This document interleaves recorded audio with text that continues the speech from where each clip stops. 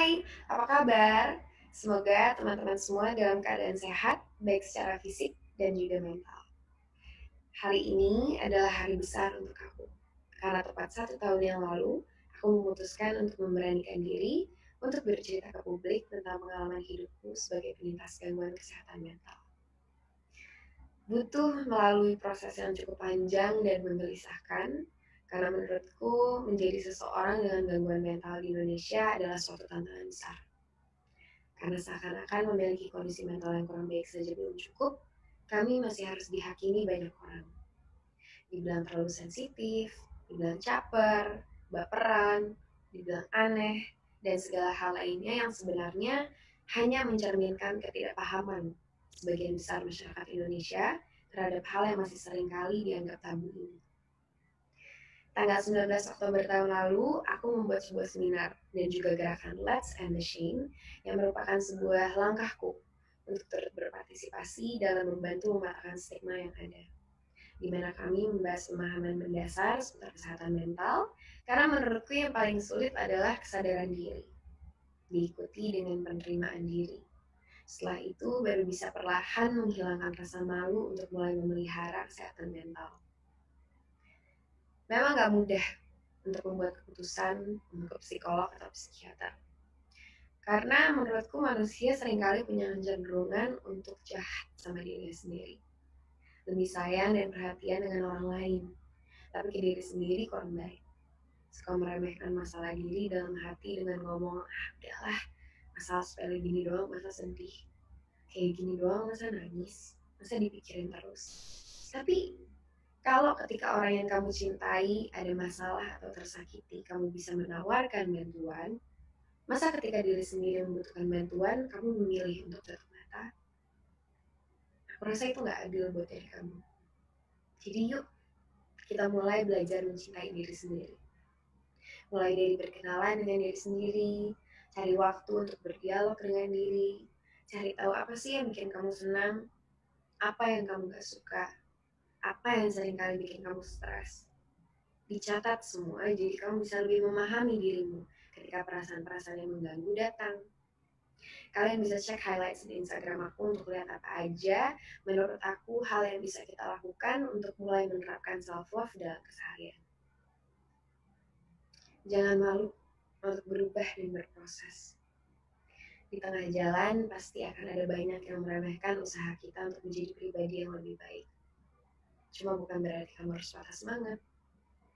Fokus dengan tujuan hidupmu. Gak usah dengerin apa kata orang selama kamu gak menyakiti siapapun dalam langkahmu.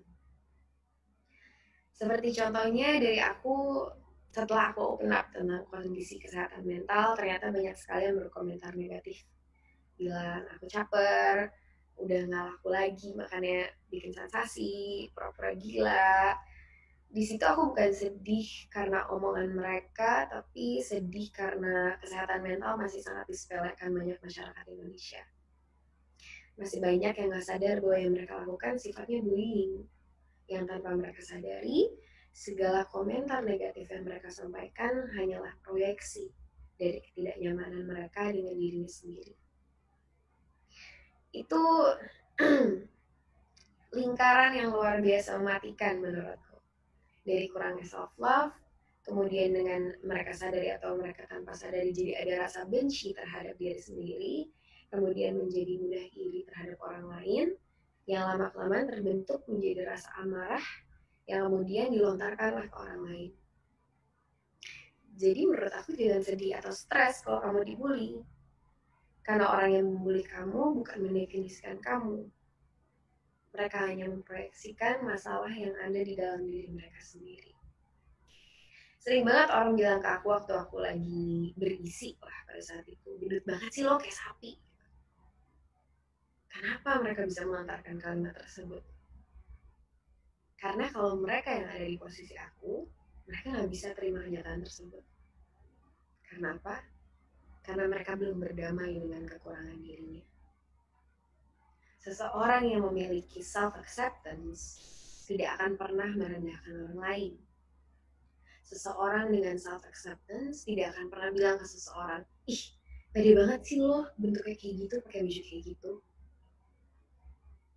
Because we know, no matter what we look like, we are worthy. We are equally beautiful in our own ways.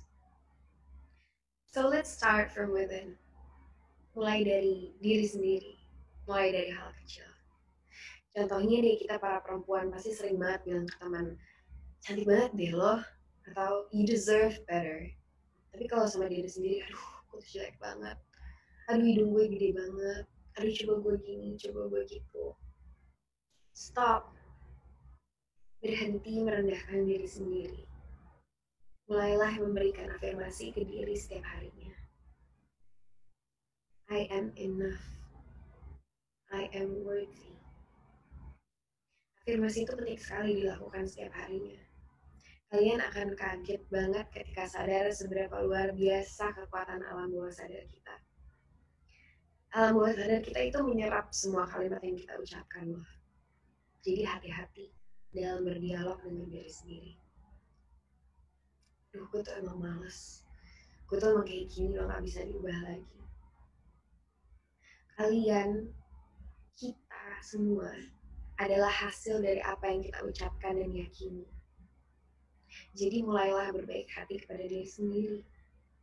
Hargai pencapaian-pencapaian kecil di hidup ini. Karena memang gak setiap hari berlalu dengan pencapaian luar biasa.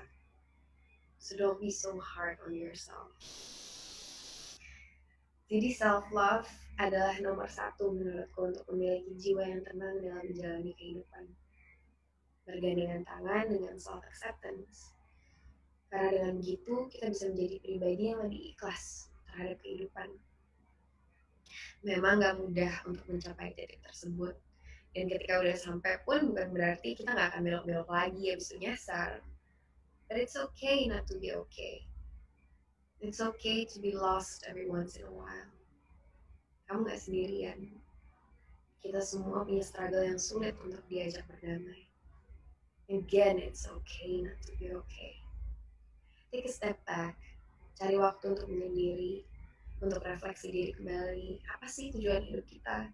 Apa yang buat kita stres? Bisa dihindari kah? Kalau nggak bisa ya coba berdamai dengan hal tersebut. Memang tidak mudah, tapi tidak juga mustahil.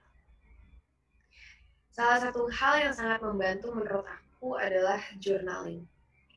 Jadi kita tahu apa sih yang terjadi di diri kita sendiri.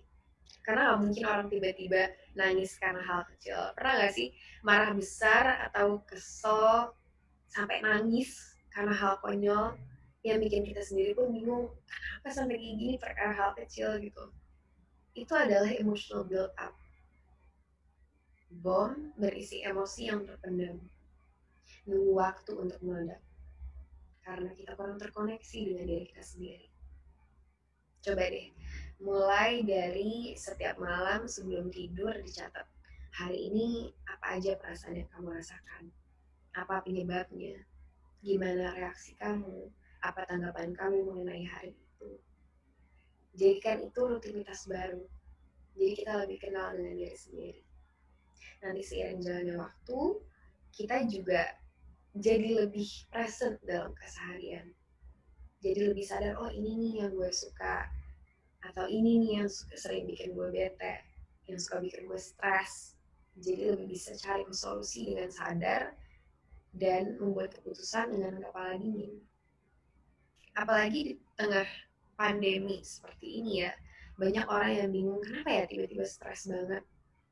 Karena mungkin banyak stresor atau hal-hal pemicu stres yang selama ini gak kelihatan karena dibalut dengan kesibukan dan berbagai macam aktivitas. Jadi begitu banyak waktu kosong, mulai bermunculan satu persatu semua hal yang selama ini menggelisahkan. Menakutkan memang terkadang untuk bertatap muka dengan masalah yang selama ini sengaja kita abaikan. Tapi kalau nggak diselesaikan, akan selamanya ada di situ. Menunggu kesempatan untuk keluar di saat kita lengah, di saat kita capek. Buat kita jadi frustrasi, atau yang lebih parah, depresi. So let it go. Forgive them. Forgive yourself. Kita nggak bisa putar ulang waktu. Berdamailah. Hidup kita sekarang di sini, di saat ini. Sekarang adalah momen yang terpenting. So try practicing on being mindful. Apa sih itu mindfulness? Mindfulness adalah saat dimana kita memberikan perhatian penuh terhadap apa yang terjadi di hidup kita pada saat ini, detik ini. Tidak memikirkan masa lalu, juga tidak meresahkan masa depan. Simply being here, right now, right at this moment.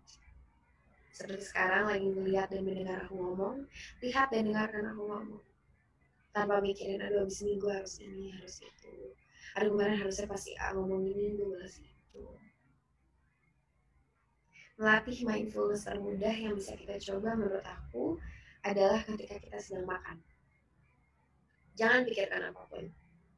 Rasakan sensasi makanan yang kamu makan, perhatikan cara kamu mengunyah, syukuri bahwa kamu masih bisa merasakan makanan yang kamu makan. Karena seenak apapun makanan, kalau kita lagi sakit nggak akan ada rasanya. So take some time to appreciate that. Take all the time you need to be present and grateful for your life that is right here, right now. Bukan berarti kita jadi nggak mikirin hidup kita mau kemana ya, tapi kita manusia kan punya kecenderungan untuk overthinking. Seperti yang tadi aku udah bilang, cukup ketahui tujuan hidupmu, jalan ke arah itu. Kalau ternyata buntu ya berarti Tuhan punya rencana lain. Kalau ternyata gagal ya pasti ada hikmah yang bisa diambil. Karena pada akhirnya segala sesuatu pasti mendewasakan. Mudah sekali memang untuk ngomongnya. Cuma menurutku nggak ada hal yang lebih melelahkan dari meresahkan hal yang belum tentu terjadi. Karena kalau memang sudah takdirnya terjadi, mau kita jungkir balik akan tetap terjadi. So again, let it go. Take a deep breath. Semua akan baik-baik saja. Selamat Hari Kesehatan Mental Sedunia. Aku berdoa untuk kalian semua.